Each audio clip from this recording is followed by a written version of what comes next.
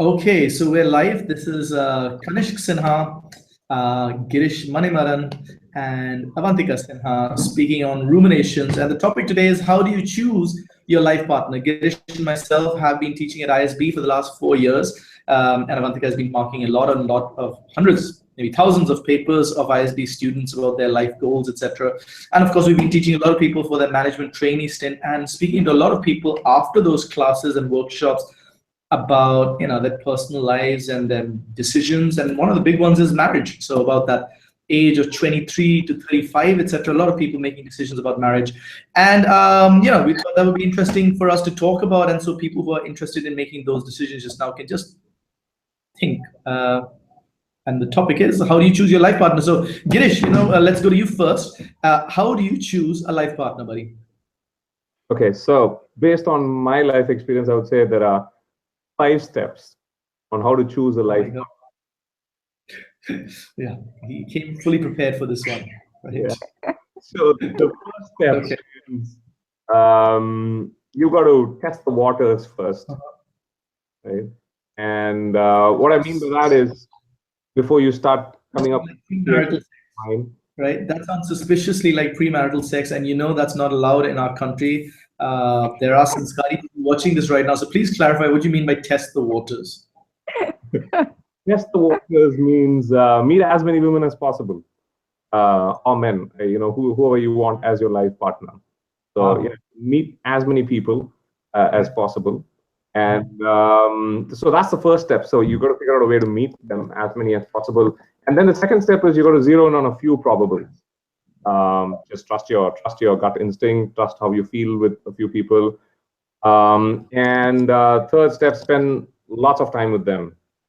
And the fourth is the most important, which is be your most obnoxious self.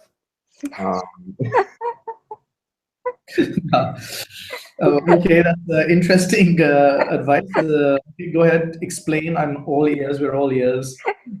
As in, don't what do you say? Don't try too much to impress the other person and lose your originality in that bargain. I would say just speak the way you speak. Be just do what comes naturally. And if somebody can deal with that and appreciate that and still be with you after a while, maybe things will work out in the long term. That's what I mean by be your most obnoxious self. Asha can, in the first month that I spent time with Asha, she later told me that she found me very obnoxious, but then eventually she grew to like me. So I think it worked for me. And the last thing is important. It's identify if you have the same values. I know it's a pretty broad sounding statement, but stuff like what's your attitude to life, how ambitious are you, what kind of careers do you want, what's your attitude to money, are you comfortable spending money, how hung up are you about money, do you like travel, or basically do you like the good things in life, can you spend without feeling guilty, stuff like that. Yeah, and attitude towards family. I think that's the important one for me. So identify if you have similar values. So those would be my 5 steps to choose a life partner. Okay, we'll come back to values and talk a lot more. That's an interesting question. But Tiku, let's head over to you and see, what do you think? How do you choose a life partner? I think for me, the first important thing is whether you can be friends or not. Because I think attraction obviously comes later, but once that wears off, or once the initial sort of crush wears off, then you need to be friends. And whether you can, really be friends and talk to each other and share a sense of humor or not, I think that's important. And I think second most important thing is respect. Whether you respect each other's point of views, or can you, the ambitions that they have, you respect each other. I think that's very important. And third is a shared sense of values. Again, very similar to what Girish said. Where you want to live, how many kids you want to have, what kind of lifestyle you want to have, religion, how you want to bring up your kids. Think some of those things. I think these three things would be the topmost for me. Okay, that's pretty interesting because a lot of that sounds very different to what I think. And you Sorry, what was that, Girish? and you guys are married. Yeah, well, Oops. yeah. Well, I didn't do this exercise before. well, 15 years ago. my thing is a lot more immature. I think I basically married the hottest looking person who would go out with me. It just happened to be Tuku. She was like the hottest woman who would be willing to go out with me. And yeah. And I was very shallow at that age. For me, like at that point in time, friendship was less important. I think Tiku and myself became friends almost after we got married. I think I don't necessarily think I respected the girls I had crushes on. I think that came later as I became more mature and started appreciating things about them. So that was for me. But let me not talk about my bizarre thing, because I guess that I'm saying the politically incorrect stuff. Let me ask you about the values question. Girish, you said how ambitious you are. I would say that initially when we married, Tiku and myself had very different levels of ambition. I don't know if you and Asha have similar. Levels of ambition. My guess is maybe slightly different. Attitude to money, I think I spend a lot, very easily. Tiku's a lot more careful about how she spends, a lot more kind of like she doesn't go crazy spending stuff, but I do. Like travel, you said you don't like to travel so much. Your ideal holiday is kind of like sitting in, well, basically your living room and just spending there, as Asha goes off to Japan and stuff like that. So, how important is it? Is this something that's really important to figure out before? Because it sounds like there are a lot of things that we differ on, and it's kind of worked out, I guess, for us. So why do you say those things are important when at the time, well, even just now, I would say that you guys have very different values. So that question goes first to Girish. Yeah, I think some values are going to be different, but I think there are some which need to be similar. How do I explain this? We can have different values about what's a great way to spend a holiday. So I might say, hey, yeah, it's just sitting in the room doing nothing, and Asha might say, I want to go to Japan and I want to be out every day and check out a new place. I think that's fine. You can respect that, but stuff like, hey, I don't think. Let's say we go to a restaurant and she says, oh, I don't want to spend on this meal. It costs a lot of money. Yeah. And I'm like, hey, it's awesome food. You don't get this anywhere else. And if somebody says, no, I would rather save the money, I don't want to have that experience. For me, that's like, that doesn't work for me. I'd be like, hey, you're earning to live a life and I want to enjoy life in whichever way I define enjoyment for myself. And so when I say attitude to money, it's about spending money and feeling comfortable spending it. Did you know that stuff about Asha before you got married to her? Yeah, we went out quite a bit. And even in theaters, let's say you're going and buying a theater ticket, would you buy, hey, let's say tickets right at the back or right at the front? Would you spend more? Would you make choices like, hey, let's travel in comfort? And so stuff like, for me, what kind of brands you buy? Are you willing to go for the best? Or is it like, no, I'm always going to buy private no-name brands, stuff like that? Yeah. You yourself are a Gucci man, if I'm correct. Is that correct? Not really my preferences. It's too personal. Okay. Let's not get too personal there, right? Gucci, Armani, etc. Let's not go there. Tiku, we have different, I would say, approaches, maybe slightly to kids. There's a lot we have in common, but me, I have much more freewheeling and kind of let them do whatever they want sort of approach. Yours is much more disciplined. You spend much more time, especially on food, for example, or iPad, etc. And we had no idea before when we got married what our approaches were to kind of raising kids. So why are you saying that these things are important? I didn't know whether you were religious. I thought you were religious when we got married. You didn't. We had no discussion definitely on the number of kids. I think I'm not so sure about that. So why are you guys raising stuff, both of you, that you clearly had not discussed before you got married? Yeah, I think one, in retrospect, that's important. I think it just eases things out later on.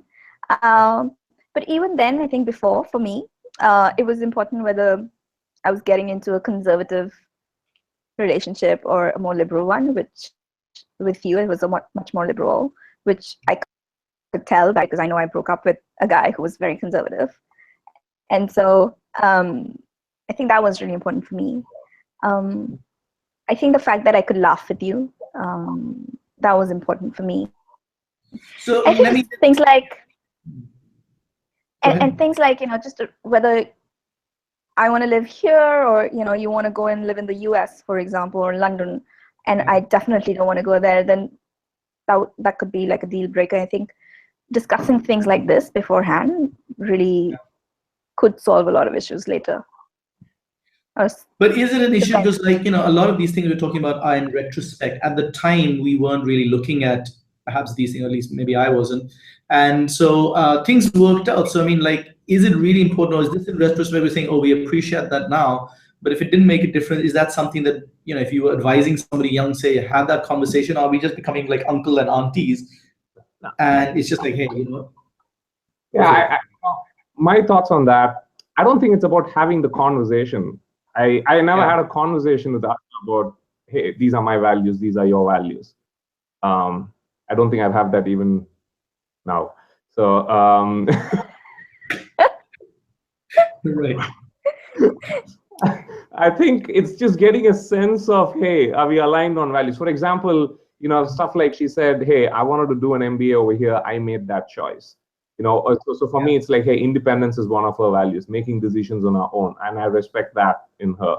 I want to make the decision and I want to stand by that. And I want to convince my dad. I don't know if he's going to agree to both of us getting married, but I'm going to have that conversation. That's a value that I find important. I never ever heard her, talk about God or praying or going to the temple and stuff like that. So I never consciously had that conversation about values, but I had a sense of, okay, this is somebody who seems like me, thinks like me in some of the areas that are critical in the way. Right. So let me ask you a slightly different question then. What you said, Tiku, just now is that, it's important to be friends and respect.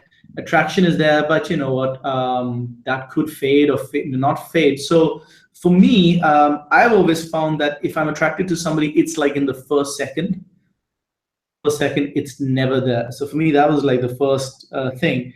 Do you feel like you can not be attracted to somebody initially and then it grows? Or what? Or do you think, no, it's there or it's not? And if somebody asked you to go out with you who you were not attracted to, would you go out and say, okay, maybe it'll grow? Or would you say, no, I just don't feel it, so that doesn't make sense? That's a question you've been wanting to ask for the last 15 years, isn't it?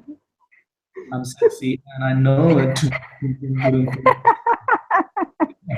Well, I think it can grow. I think you kind of can grow fond of people, can get attracted to people. I think you can get fond of people. You can develop affection. You can develop that love and those feelings. I think you can.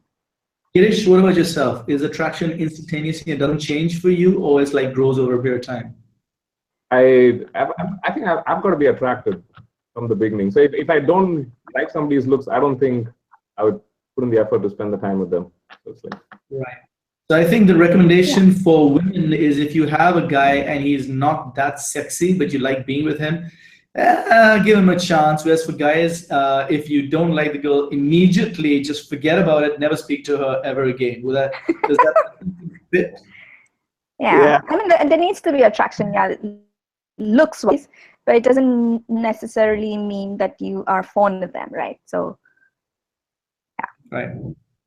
Okay, well, I guess that brings me to the next question. So if it's true that, say, guys like go straight on looks, for example, perhaps more than women do, or let's be a little bit gender biased. Okay, let's assume that's true, and women take a little bit longer to warm up, possibly, right? Then how long do you persist? So Girish, if you found somebody attractive immediately, and she wasn't kind of like immediately, jumping into your arms, etc., how long would you persist? Would you persist, first of all? I mean, what is your take? How long would you kind of like? Yeah. So if I like somebody's looks, I would go and have a conversation. And for me, the conversation matters. Ultimately, it's the conversation. So looks make me step into that conversation, but the conversation's got to be fun. It's got to be engaging. And I shouldn't feel like I'm putting in a lot of effort. It should be spontaneous. If that happens, great. And if the first conversation is not great, I'm not sure if I would actually go back. Okay, so attraction, go speak to her. If the conversation is good, how long before you actually ask somebody out? What's the definition Or of what asking? Well, say, hey, we're exclusive. Let's go for a date, and that's romantic. Sort of, it's kind of implied that it's romantic, perhaps. 2 weeks, man. Less than 2 weeks. Awesome. So, Tiku, let's hear the girl side of it. Rather, I would have for the 2 weeks and then say, hey, let's spend more time together. Let's go out for dinner or whatever. Sorry, did I just repeat that? I said 2 weeks, as in the first 2 weeks, I'd spend more time in more conversations. But then I would say, hey, let's go out for dinner. I don't know if I would say, let's be exclusive, because I don't think I said so that. let's like to go for a movie or something like that. So it's not like, hey, let's be exclusive, but it's kind of like, it's us together, basically. Yeah, escalation of commitment. Yeah. And Tiku, given now that that guys are basically spending time with you because they eventually want to go out, even if they don't say it. As you hear that, are you shocked? Are you feeling like violated, like as an innocent girl, like finding guys going out with you and they actually want to go out with you, or is it something that girls know, and it's they pretty much know what the guy's up to? And how do you make a decision when you know a guy likes you, but you're not like really attracted to him? How would you kind of go about it? Yeah, I don't know. I mean, back then I was too naive and I didn't know. Really? Yeah, but I think if I know a guy likes me and I don't want to go out with him, but I think we can be good friends, then I would just try and be good friends. Wait. Friend zone him? Oh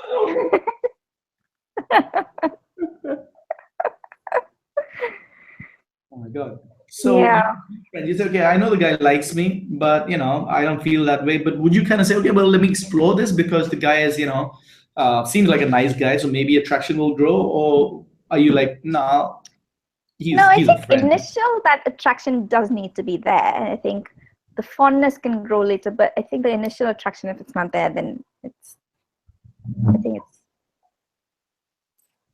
doesn't really. Okay. Are you changing your position just now? Sorry? Yeah, it sounded like she was like going back on something she said earlier, but maybe not. So yeah, let me clarify. I think the fondness can grow. The physical attraction does need to be there, but it doesn't necessarily translate into me wanting to like go out with you. Yeah, you could be good looking and I could be attracted to you, but you could be like a jerk and I don't want to go out with you. So wow, I am completely the opposite. Somebody's good looking, I would like to go out with her, but I'm not sure necessarily if I would be. So, oh well. Okay, well, let me ask you another question then, which is after this podcast, if video cast, if you guys are still married. Okay, let me ask you another question. Can you decide who to fall in love with? Tiku, you go with that question first. Can you decide who to fall in love with? If you say, oh, you know what, they have all these super qualities, etc., but they're just not fitting for this reason, so I'm going to decide not to fall for them. Or do you feel, well, if you fall for somebody, you just fall for somebody and there's nothing you can do? What do you think about that? Actually, where I'm coming from, I personally was in London for about 12 years, and I always knew I was coming back to India. So even if I had a crush on a girl, I was just like, okay, that's not going to happen, so I'm not going to pursue it. And I was just completely, I'm not going to get into a relationship because it doesn't kind of tick my boxes, which is somebody who wants to be in India and stuff like that. So, and there are some people who are like, okay, you know what, my family is going to flip, they're different caste, different religion, etc., but there's nothing I can do, I've fallen in love. What's your view? Is it possible to kind of like pragmatically choose who you fall in love with, or is it something that's a little bit beyond, well, self-control almost? Yeah, I think falling in love takes a long time. So the initial attraction is, I don't think, falling in love. I think it's just that. It's just the initial attraction. And you can be attracted to a lot of people, but if you don't really act on it and don't really get to know it. Sorry, did you say you're attracted to a lot of people? Did you just tell your husband that you're just attracted to a lot of people? Like, you could be attracted to a lot of people, but you know, if you don't act on it, Fine. Okay. Continue. Then it, yeah, you get attracted to a lot of. You have a lot of crushes over initially, before you get married, obviously, and you don't act on it, and it goes away after a while. Okay, so if you kind of like found somebody attractive and they, you were spending time and they were nice and they liked you, but you knew for some reason that they were going to go to a different country, or their parents are just not going to like each other or something like that, could you just say, well, he's super attractive and I like him and I know he likes me romantically, but I'm just going to choose not to feel that way about him? Could you make that decision? I think you could, because distance and stuff. I probably wouldn't. If I really liked the guy and I liked everything about it, I would probably fight for it. But I think you could just sort of say it's possible to choose. Yeah, I have the same views as Tiku on this one. I mean, if I'm attracted to somebody and I'm like, hey, you know what, I think same values, all that can make it work. But if for some reason it seems like it's not possible. Let's say they're going off to a different country and I don't want to go and I want to be here. Yeah, and if a win-win doesn't seem feasible, and I think I would say, okay, you know what, I'm not going to really fall in love here, and I would start looking out for somebody else, I guess. Okay, what happens if you find somebody who's like the person of your dreams, and they tick every single box and they really like you and you have a lot of fun, but you suddenly find out they're actually going out with somebody else, right? And okay, let's make it slightly easier or more complicated. They're going out with somebody and their relationship is a little bit rocky. They're not like in a great space. You're not really sure how it's going to proceed. You kind of like completely nuts about this person. Do you kind of say, nah, they're going out, so I'm not going to get involved? Or you say, no, this is like, the person that I've been looking for through my entire life. So all's fair in love and war. What do you think, Girish? Let me go to you first. He's really trying to sort all his past issues here. Questions have been bothering him for so long.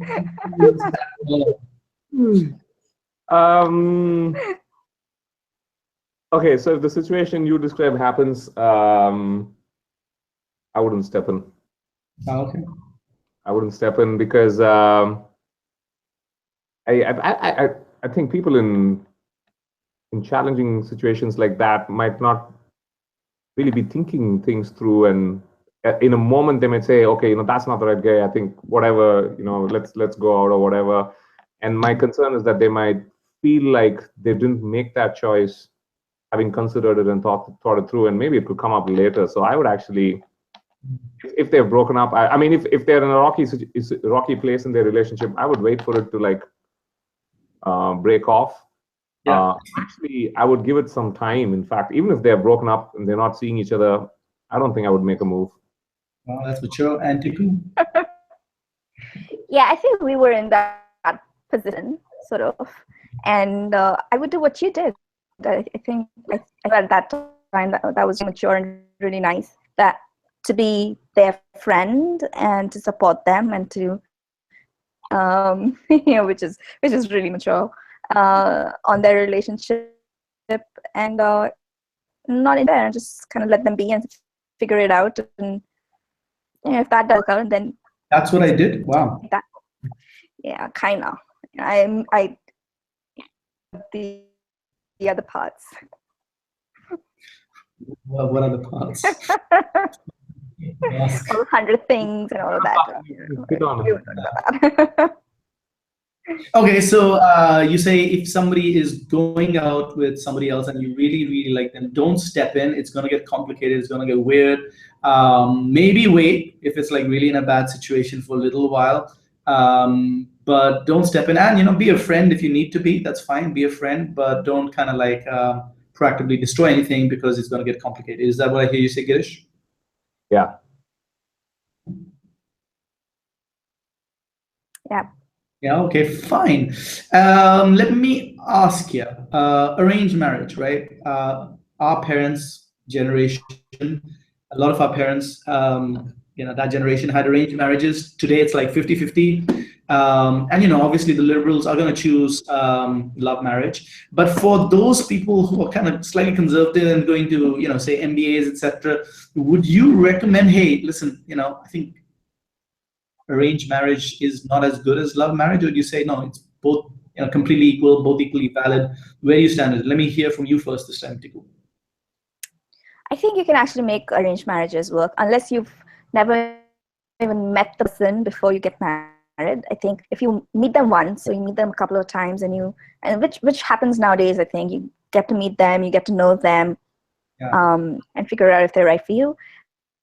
I think it's kind of the best of the both worlds, because you may meet them, you figure out they're good for you, and your parents are on board with you. I think that kind of makes things easier, and you don't need to worry about that side of things, and actually just focus on your relationship and getting to know them and really working it out. So I think arranged marriage is actually quite okay. Arranged marriage can work. And buddy, you?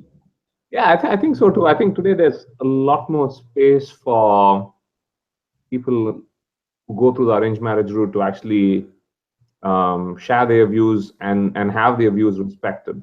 I recently met somebody who was telling me that her parents are looking out for a guy for her, and she's met a couple of guys, and she said, hey, I just didn't feel a connect, and her parents have actually been okay with that, and they're looking for more people for her to meet. So I guess that in some way, I mean, it's arranged marriage route, but effectively it's, again, hey, do I find him attractive? Do I feel like I want to spend some time with him and chat with him? So they're following that route, but effectively it's the same thing, I feel. So yeah, you can make it work. You just don't have too much time to spend with them. So the decision-making time is shorter, but you still have a choice. Yeah, I think you can make it work. Okay, so let me ask you. We've spoken to a lot of people whose relationships are in trouble, divorces, and in the midst of divorces. What are the common factors you've seen in the relationships that don't work out? What do you think resulted in them, and what are people who are making this decision about who to choose right now need to be wary of? So 3 questions, I guess. What are the things you've seen lead to divorce, the common factors? What do you think led to those, and how can you spot it early? And let me go with that first to Girish this time. Okay. Based on my life, things that have not worked in my relationship with Asha, or based on what I've seen in other relationships also, I think the first thing that gets in the way of relationships is just talking with openness of whatever is bothering you. There have been many times that I've been struggling with stuff at work, or been, feeling helpless, upset, and I wouldn't share that. And stuff like that builds over a period of time, and then I would start thinking, you know what, even if I say that, she's not going to understand it. Right. Now too much water has passed on the bridge, so under the bridge. So that's the first one. When I feel when couples stop talking and expressing what they're experiencing, communicating from a place of vulnerability, when that stops, the relationship's already in trouble. And why do you think they stop?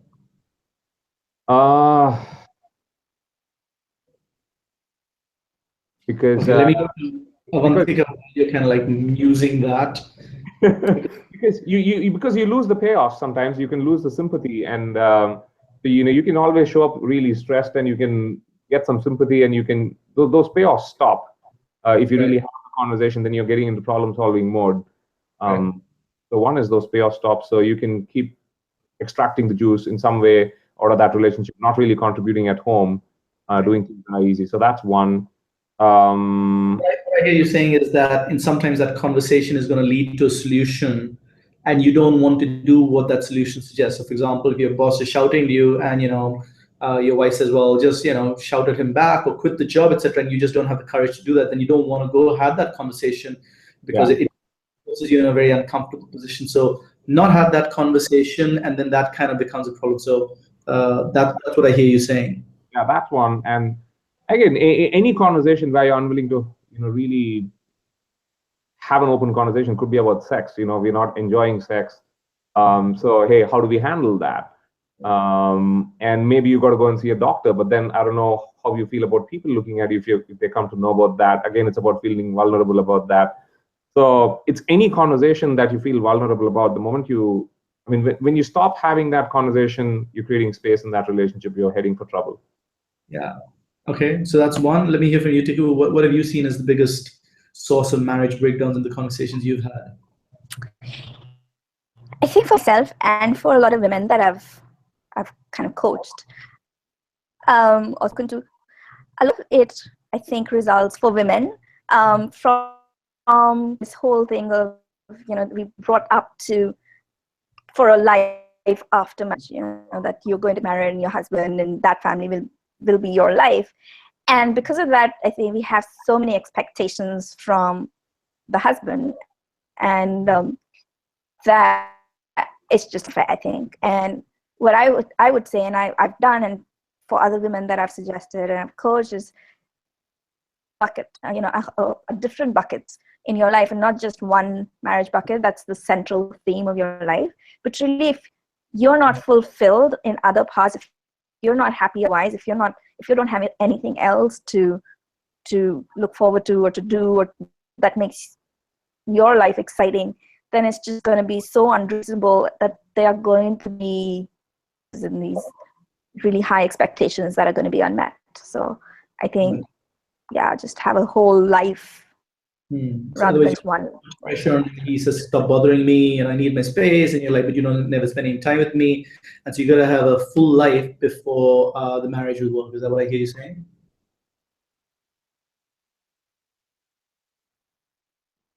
Have we got stuck? Sorry, can you just read that to me? Sorry, say that again.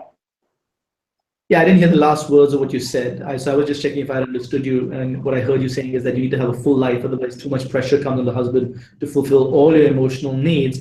And then that he gets pressure. I don't want to spend time with you. You don't spend enough time with me. That goes on, basically. Yeah, basically, you got to be able to make yourself happy rather than expecting the other person to make you happy. Yeah. So some of the things that I've seen kind of get in the way is one, when a very liberal girl marries a very conservative guy, and quite often that guy has his own family business, and he goes back to a small town where he runs his thing, and the parents and the in-laws become very conservative. So that becomes a big issue. And it's the excitement of being with the girl who's liberal and outspoken and talkative that kind of attracts the guy there, but then that becomes a huge issue later. That's been one of the things I've seen break down in marriage. I think another one is guys are a lot more logical and girls are much more empathetic. So when a girl feels that she's not being heard emotionally and she wants to talk, and the guy just wants to go in his cave and and the girl feels like he's not spending enough time with me, and the guy feels like she's always like wanting to talk when I don't want to talk about these problems just now. A little bit kind of what like Girish said, and a little bit of what you said as well. So that's another thing that I've seen. And what else? I feel like those are the two big ones, I think. So how do you spot this? So if you were giving some advice to people who were like choosing their life partner, what would you suggest? Hey, this is something you need to watch out for right now. These are the signs. Otherwise, later on, they will start showing up. So for you, Girish, what would those signs be that people might ignore that you need to pay more attention to? Yeah, I think the one thing that I would watch out for, or ask people to watch out for, is shared fun experiences. If your number of shared fun experiences going down, you're heading for trouble. Could be anything, hey, let's go for a movie. Yeah, okay, I was looking forward to that. Or a meal, or let's just go for a walk. So, isn't it possible that when you're first going out with somebody and the attraction is there, a lot of things are fun anyway, and then later when the more fundamental differences come in, that's when the problem starts? So is that a good guide, shared fun experiences? First year or two when you're going out, you have a lot of those, right? Yeah, so I don't think it's going to be as many as that you had initially when you were in courtship. Yeah. But I think you still got to watch out for that. Okay, but I'm saying like right at early stages. So I'm saying you're like maybe 4 months into a relationship, 2 months in, or you're seeing somebody. What are the signs that you say, okay, she said this or he did that, etc., and that indicates to me that this is where it might head up? Or is that something that you say, okay, you know what, it's not about them, it's about me. I need to be this. So what are the signs? And then we'll talk about how important it is to pick the right partner, and how important it is, okay, once you've got a partner, to just make it work, whoever you've picked. So Tiku, what are some warning signs that you say, hey, if you see this going on early in your relationship, or even before you start that relationship, it's a bad sign given what you've seen in relationships not working? Yeah, I think first you've got to know for yourself what's important to you. Yeah. So for me, if a liberal person was important, then, this guy that I went out with, I ignored the signs that said that was really conservative and our family was really conservative, and I kind of, even little things like I would go to his house and, his sister would pick up our plates, or his plate, or serve food, etc., things like that, and necessarily mean anything, but together they do, and so things like that maybe. I think that I say that for us it worked out, but having talked about conversations like what are our shared values, what are our etc., does help later on, because not necessarily with everybody it'll work out. Right. So Tiku was like looking for signs of extreme conservatism that you may just ignore because it's in the family and you think he's different, but you'll find out later that actually he's very much part of that. For you, Girish, what are the kind of warning signs that you say, hey, if you see this, just kind of double check? I think if you feel guilty a lot, then I think you got to double check. Saying, hey, do I feel the need to please, or I feel like, oh, I haven't said this, how is she going to feel? I should keep doing that. I've never felt like that, and so I've always felt secure and comfortable that they know where I'm coming from, I know where they're coming from, and so if you're not feeling secure and comfortable, if you're feeling guilty, then I think that's a danger sign. For me, I think it's the description of exes. So when they describe their relationship with exes, it's always like, he did this to me, and he was like this, and he mistreated me, or she did this, etc. And they're kind of really dissing somebody who had a relationship. For me, that's a huge warning sign. Because I think it's possible for relationships to not work out and say, hey, this is what we were doing differently, and this is what I did. And somebody's taking ownership for their part in that relationship. That tells me that they're they're mature, they're learning, etc. So that's kind of like how I'd see it, right? So okay, I think we've talked enough, and let's kind of wrap it up. So if you had to summarize, how to choose a life partner, buddy, in like one or two sentences, how would you summarize what to look for in a life partner to young people watching this video? Meet as many people as possible, spend lots of time, see if you're feeling. Okay, this is the invitation funnel, right? This is the invitation funnel. And be knock yourself, and if somebody can handle that, great, you're set. I have a remarkable feeling of deja vu, and like Tiku. Yeah, I think know yourself. Make sure that you know what you want, and take ownership for it. Okay, I'm gonna end this the podcast with a very controversial and politically incorrect thing, which is I'm gonna say, find the hottest person who's willing to go out with you, and who has just what are you guys laughing at? I mean, it's just whatever. That's how I feel. Okay? Because you always kind of just, when you walk into the room and see her, it'll just be fantastic because that's what you fell in love with. It's always it's a pleasure. That's my experience anyway. And I would say, find somebody who has the same long-term goals to the extent that they need to be defined. So if somebody really wants to live abroad, for example, and you want to live in India, or they definitely don't want kids and you do want kids, anything long-term that is just impossible, don't do that. I think personality differences, hobbies, etc., I don't think makes so much difference. I think you find your way. So that's it from this ruminations of this podcast. It's saying bye from Kanishka, and bye from Girish, and bye from Avantika. Thank you very much for taking the time to listen to us. And I wish you the very best of luck in that decision, because it's a very important one, and I'm sure you'll be fine. So thanks and take care. Bye. Bye-bye.